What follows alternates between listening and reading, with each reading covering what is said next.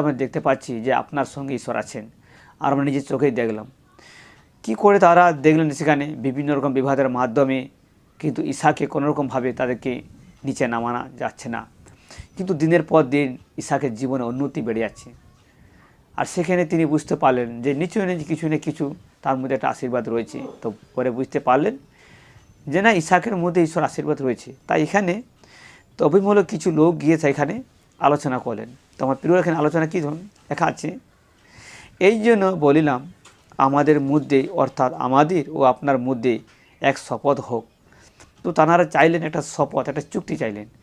কেন চুক্তি চাইলেন? তো ইসাক হচ্ছে খুব